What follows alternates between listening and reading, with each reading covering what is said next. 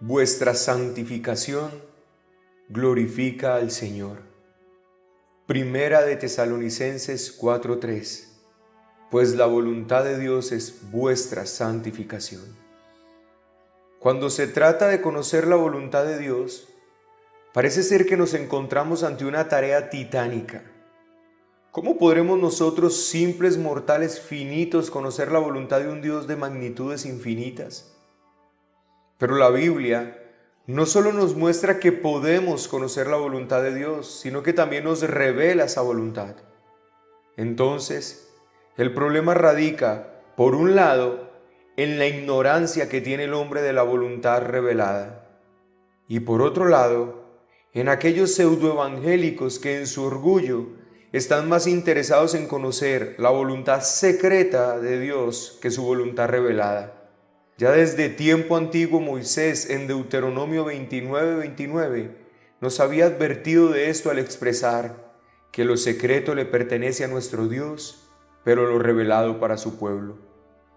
Así pues, si bien es cierto que hay muchas cosas secretas que no conocemos y que posiblemente nunca se revelarán hasta la venida de Jesucristo, también es cierto que Dios en su palabra nos ha revelado su voluntad de tal manera que el hombre debe dedicarse a conocerla y a ponerla por obra.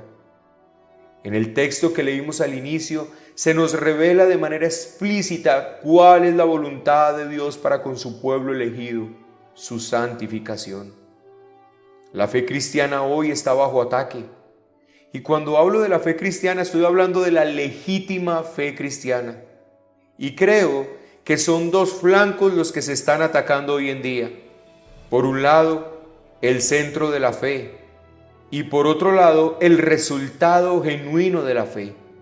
Y las armas que se están usando para este feroz y brutal ataque son, por un lado, el ecumenismo y por el otro lado, la mundanalidad. Con estas estrategias ecuménicas que vemos hoy, lo que está en juego es el centro del Evangelio, la esencia misma de la salvación, pues se pretende que se pueden realizar alianzas con cualquier religión sin importar su doctrina. Hoy abiertamente se expresa que es necesario que dejemos la doctrina de lado en procura de buscar la unidad. Esta es una de las frases célebres que se pronuncian en este mundo impío. Pero si por un lado se está atacando el centro del cristianismo mismo por medio de esta horrenda arma letal del ecumenismo, por otro lado se está atacando también el resultado que se debe producir en una fe evangélica pura, a decir la santidad. Y el arma usada para esto es la mundanalidad. Hoy parece que el lema de la iglesia cristiana es precisamente todo lo opuesto a lo que por lo menos Pablo y Judas atacaron con tanta vehemencia, pues Pablo expresó: ¿qué pues diremos? ¿Perseveraremos en el pecado para que la gracia abunde? Oh, de ninguna manera. Pues los que hemos muerto al pecado, ¿cómo viviremos aún en él?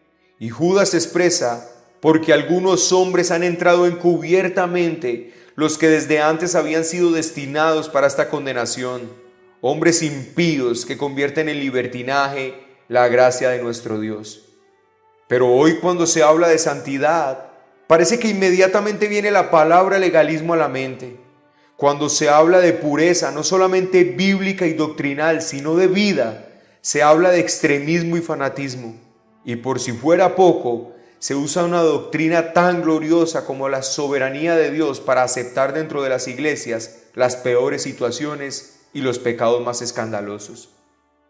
Pero la santidad bíblica es el antídoto contra el legalismo, y no importa si tú, querido hermano cristiano, que busca la santidad, se te llame legalista, religioso, moralista, fundamentalista, divisionista, sectarista.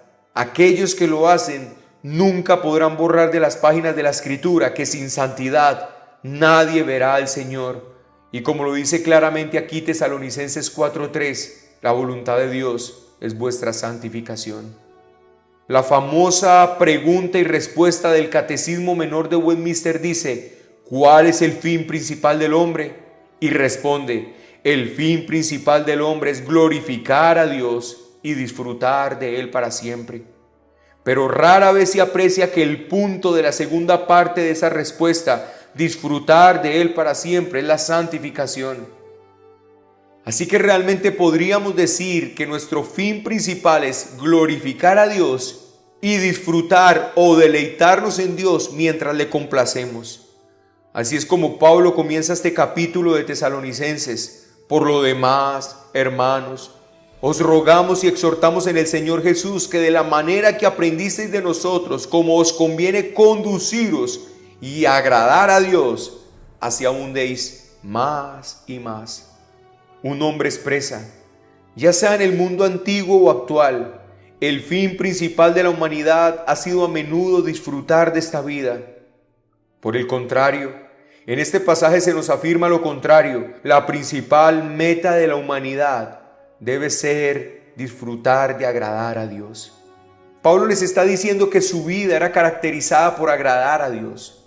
Él, como seguidor de Cristo, tenía esta meta, pues fue lo que de Cristo recibió, porque Cristo hizo exactamente eso. No vino Cristo a hacer su voluntad, sino la voluntad de su Padre. Así que aquí vemos al apóstol imitando a Cristo y entonces con toda razón pudo decir, imíteme a mí, así como yo a Cristo. Como Pablo lo dice, la santificación no está dirigida precisamente hacia nuestro propio bienestar o gloria, más bien el primer objetivo de nuestra santificación, como con todas las demás cosas, es agradar a Dios y manifestar así su gloria. Cristiano, en esta porción Pablo termina diciendo, el que desecha esto no desecha a hombre sino a Dios, que nos ha dado su Espíritu Santo. ¿El que desecha qué?